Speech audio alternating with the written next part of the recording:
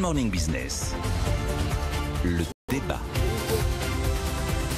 Et on parle du retour, Nicolas Dose, le retour des contreparties pour les entreprises qui reçoivent des aides. La dernière fois qu'on en a entendu parler, c'était à l'automne. Ouais, on entend parler tout le temps, on est en France en même temps. Oui, Oui, alors, les aides. On avait entendu parler sur les contreparties liées aux mesures d'urgence pandémique. Voilà.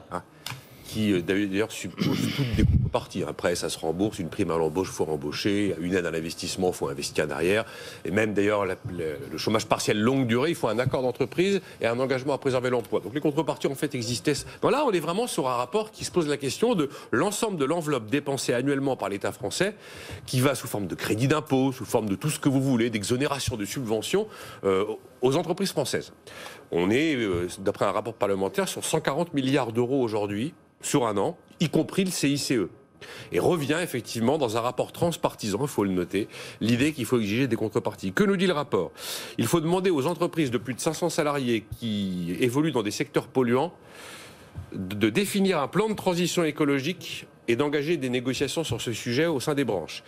Il faut créer un office parlementaire pour évaluer les fameuses aides publiques, même si le mot aide est souvent peu adapté. Les aides publiques nationales. Il faut abaisser de 1000 à 500 salariés le seuil qui oblige à respecter la loi Florange 2014.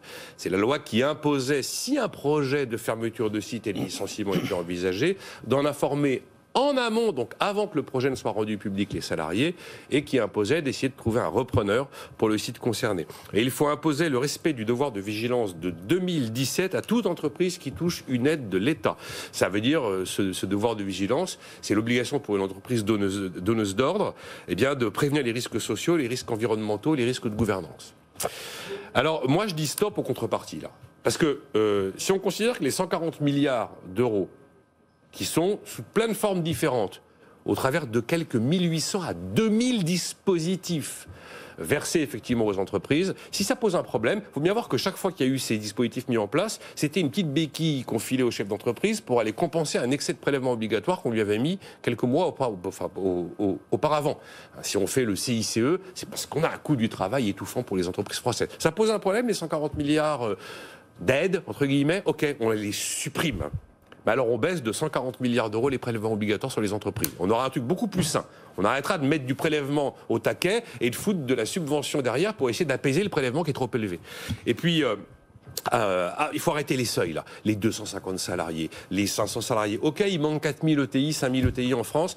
Si on les avait, on règle du jour au lendemain tous nos problèmes de financement du modèle social et nos problèmes de croissance. Donc, on arrête les seuils. Je vais laisser Jean-Marc réagir. J'avais un troisième élément. Jean-Marc. Écoutez, je ne peux que souscrire à tout ce que vient de dire Nicolas. Moi, ce qui me frappe, c'est d'abord effectivement cette idée de contrepartie, c'est régulier. Même à l'époque de François Hollande, il avait annoncé la création d'un observatoire des contreparties qui devait se réunir. Et donc, on avait défini des lieux, un budget, tout ça. Je crois qu'ils sont. On n'a plus jamais entendu parler. Oui, on n'en a plus jamais entendu parler, à part qu'il y a un énarque quelconque qui a dû faire un rapport pendant 2 ans et toucher des primes afférentes. Mais cet observatoire des contreparties repose là aussi sur ce qu'a constaté Nicolas, c'est-à-dire qu'il y a 1848 aides d'après un rapport de la direction du budget, et dans ce rapport de la direction du budget, ce que dit la direction du budget, c'est qu'il y en a 105 qu'elle est incapable de chiffrer et dont elle espère que au moins la Cour des comptes pourra arriver à un résultat pour évaluer ces 505 aides. On parle de l'État, mais il y a la sécurité sociale qui est impliquée, puis le nombre de régions, de collectivités locales qui s'en mêlent, donc le maquis que tout ça représente, c'est invraisemblable. Ce qui est intéressant dans le rapport parlementaire, les préconitions, vous le disiez, tripartites, multiparties, c'est que les contreparties qui seraient demandées sont d'ordre plutôt environnemental, c'est-à-dire une sorte d'engagement sur une feuille de route RSE. Oui, mais c'est dans l'air du temps. Il y a 20 ans, on aurait fait le même rapport, on leur aurait demandé des contreparties en termes d'emploi, de respect d'un certain nombre de normes sociales. On l'aurait fait il y a 50 ans, on leur aurait demandé effectivement des contreparties en termes de salaire, en termes d'évolution des revenus. C'est vrai. C'est ça, oui. Donc les contreparties évoluent de façon... Avec la mode. Avec la mode. Donc je crois que la vraie solution, et Nicolas l'a dit, c'est de dire, écoutez, il y a 140 milliards. Ces 140 milliards, on les supprime et on fait l'équivalent sous forme de baisse d'impôts d'impôt des entreprises, puisqu'il faut supprimer, et il faut effectivement supprimer les 75 milliards d'impôts de production. On a le financement de l'opération et de la mesure, en supprimant ces 140 milliards. Je rappelle le grand vieux principe à tous les colbertistes qui sont derrière toutes ces mesures. Lorsque Colbert a fait venir nommer Legendre, qui était prévôt des marchands à Bordeaux, et il lui a demandé « Qu'est-ce que je peux faire pour vous aider ?» Legendre a répondu à Colbert, oubliez-moi.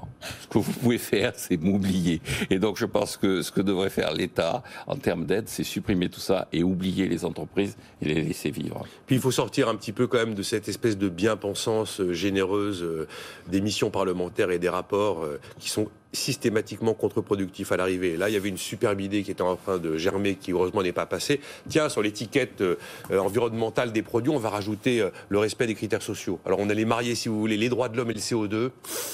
Ça menaçait d'être complexe encore. Merci Nicolas, merci Jean-Marc.